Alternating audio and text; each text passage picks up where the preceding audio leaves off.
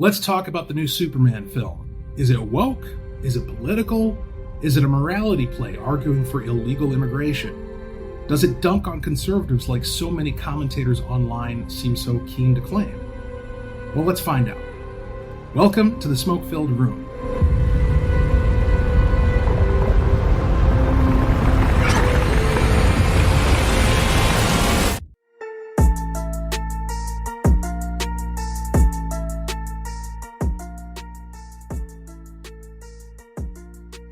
Now, this is usually my supporter-exclusive show where I get a bit more personal and talk about a broader range of topics.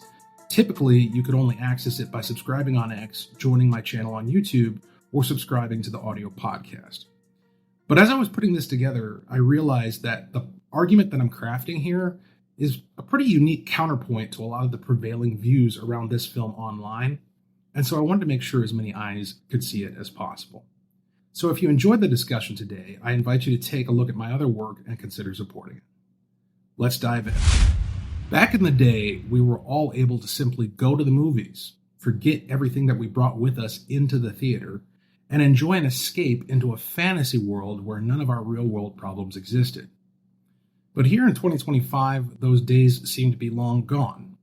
Any tentpole cultural phenomenon like the new James Gunn Superman film is like a jump ball in basketball or a face-off in hockey, where both sides of the political aisle race to claim it as their own.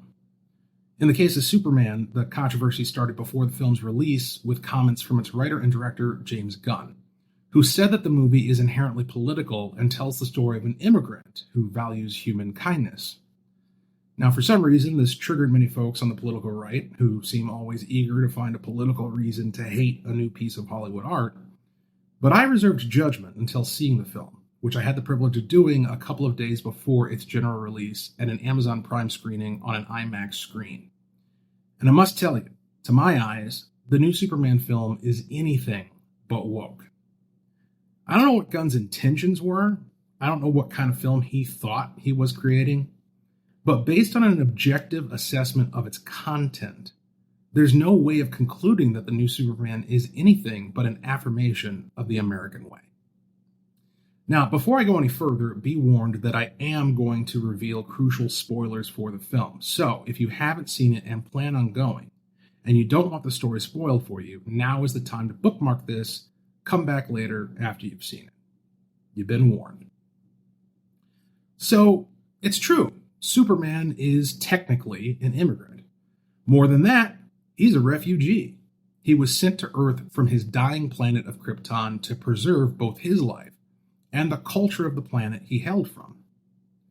But a funny thing happened along the way. Once adopted by Jonathan and Martha Kent, farmers from the great state of Kansas, he was raised not only as a human, but as an American. And because of their virtuous upbringing, he developed a profound sense of responsibility and meekness.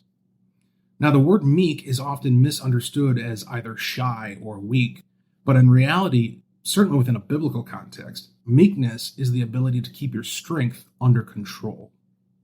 A soldier capable of lethal force at any moment, who reserves that ability for times when it's justifiably called for, is meek. A police officer who has the legal and physical ability to wield force but does so only to protect themselves and others and enforce the law, is meek. Superman, the most powerful being in his world, capable of instantly destroying any mortal creature with minimal effort, uses his godlike powers to protect the people of Earth rather than dominate them. That is meekness, and it's a central aspect of the character which has endured since his creation by Jerry Siegel and artist Joe Shuster in 1938. Now, while it's true that in those early days, Superman was somewhat of a populist activist who took on mortal villains who exploited the weak, he was also an inherently patriotic character who fought for truth, justice, and the American way. And what is the American way? Well, it's freedom, it's liberty, it's the right to life, liberty, and the pursuit of happiness. And Superman consistently fights against those who threaten those rights held by those who cannot effectively defend themselves. Despite that, there's been an effort from the left surrounding this new iteration of Superman to claim that he is a standard bearer of their worldview. Aside from Gunn's comments that Superman is an immigrant, there have been many others online pointing out that he fights against a billionaire, Lex Luthor, and intervenes to stop a war which some have sought to compare to the conflict between Israel and Gaza. But these claims all ignore massive context. First, Lex Luthor is not the only billionaire in Superman's world. Another is Maxwell Lord, played in the film by James Gunn's brother, Sean Gunn. Maxwell Lord is the benefactor of the Justice Gang, a precursor to what we know will eventually become the Justice League. He funds the efforts of Guy Gardner, Earth's current Green Lantern, Hawkgirl, and Mr. Terrific to protect Earth from both cosmic and mortal threats. And let's not forget that somewhere in this comic book world yet to be revealed, there is another billionaire by the name of Bruce Wayne, aka Batman. So if being rich was the sole qualification for being evil, then this story and its world are portraying an incoherent vision. Obviously, there are many different ways one can become wealthy, some legitimate, some illegitimate. Not all millionaires and billionaires are the same. And in Lex Luthor's case, if you want to view it through a political lens, if you want to force that, the truth is he personifies the central characteristic of the ideological left. And that characteristic is envy. He hates Superman because of his virtue. He hates Superman because he is good. And he has an overriding obsession with destroying Superman because he cannot abide the existence of that good in his world. Now, it may come off as cartoonish in the context of a comic book movie, but that impulse is the actual motivation of the political left. That's why they can't do live and let live. They can't abide other people living their lives according to their values because they hate those values and want to see them destroyed. So if you want to get political about your entertainment, buckle up and let's get political. Then there's the fictional nation of Borvaria, an aggressive country seeking to invade and take over the technologically inferior nation of Jarhanpur. Some people are eager to compare that fictional conflict to real-world Israel, but the comparison doesn't hold. It's made clear in the film that the motivation of Borvaria is both aggressive and evil. The nation's president, Vasil Gorkos, seeks to conquer Jarhanpur to expand the borders of his own country.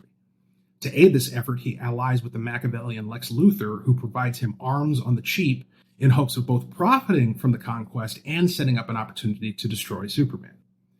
Nothing even remotely analogous to this is happening with Israel. Israel has consistently acted defensively, even as their civilian population has been targeted by terrorism and massive rocket strikes. If Israel wanted to invade Gaza, kill all its residents, and take over the region, there would be nothing to stop them. But they don't. And that's because the nation of Israel remains led by moral actors whose goal is simply to ensure that their residents can remain alive. And just as the comparison between Borvaria and Israel is fallacious, the comparison between Jarhanpur and Gaza holds no water. Jarhanpur is not on a genocidal mission to ethnically cleanse the population of Borvaria. Jarhanpur is not led by a theocratic regime that wants to destroy Borvaria and sends suicide bombers and terrorist militants into Borvarian neighborhoods to rape and kill women and children. Jarhanpur isn't launching rockets into Borvarian civilian centers. And it's actually quite revealing that people seem eager to make this comparison because what it highlights is their distorted lens through which they see the real world. They really seem to think that the conflict between Israel and her enemies is like this fictional conflict portrayed in Superman between Borvaria and Jarhanpur.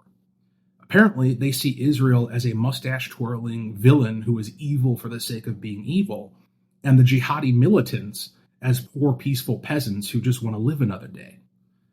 But nothing could be further from the truth. Setting that aside, let's address the efforts from the left to leverage Superman's status as an immigrant to make some sort of point about modern-day politics. While it's true that Kal-El is technically an illegal immigrant, his background and status is obviously unique. He was sent here from another planet and happened to land in the middle of Kansas. There's no real-world comparison for this sort of situation. Our laws in the United States do not anticipate the arrival of an extraterrestrial baby who is a refugee from a dying world. So any speculation as to how that very unlikely situation would be handled is precisely that, speculation. Besides, where would we deport an extraterrestrial baby to, even if we wanted to? The situation is both fanciful and beyond the scope of real-world politics. But there's another aspect of this new iteration of Superman that completely blows the left's attempts to appropriate him out of the water. If you ignored my previous spoiler warning and really don't want the story ruined for you, now is the time to bookmark and come back later.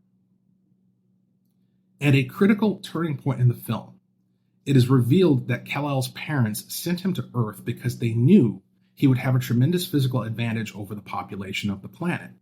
They sent him to Earth because it would provide him with the ability to rule, to dominate, and to reseed the planet with his Kryptonian DNA, thus preserving the legacy of Krypton. You could say they sent him here on a mission of great replacement. Clark learns this during the film, and it's an existential crisis for him, because he only had access to the first part of his parents' message for years and assumed that they sent him to Earth in order to protect humanity and do good. So once the truth is revealed, Clark must contend with the issue of nature versus nurture. Is his fate, character, and morality determined by the will of his biological parents and the culture from which he migrated? Or is he his own free moral agent who gets to decide his own values and live accordingly? Well, suffice it to say, he chooses the latter. He chooses to be a citizen of the world he immigrated to value life, and to remain committed in his allegiance to truth, justice, and the American way. As a story theme, this destroys the current real-world leftist narrative around immigration.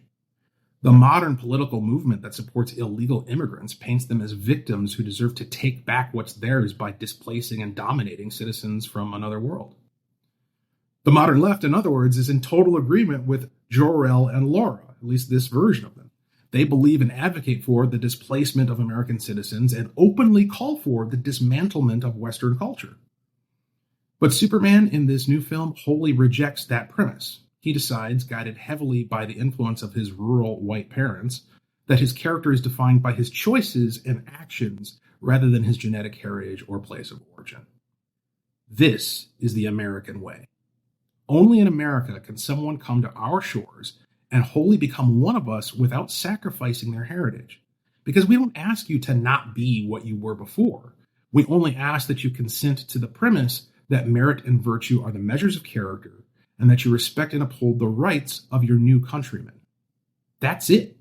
You can be black, white, Asian, or Kryptonian. We don't care. It's not your origin that concerns us, only your philosophical destination. American is the only nationality in the history of the world that is a choice available to all. We are not land or blood. We are an idea born from reason, born from Christian Western principles. And just as Christ sent his apostle Paul to evangelize to the Gentiles, America welcomes converts to our life-affirming ideology from all races, all nationalities, and all shades of humanity from anywhere in the world. And so the new Superman film, despite whatever intentions its creators may have had, upholds the American way in a manner not seen since the depiction by Christopher Reeve in the last century. Superman is back, and he's an inspiration to all of us. Look up in the sky and cheer.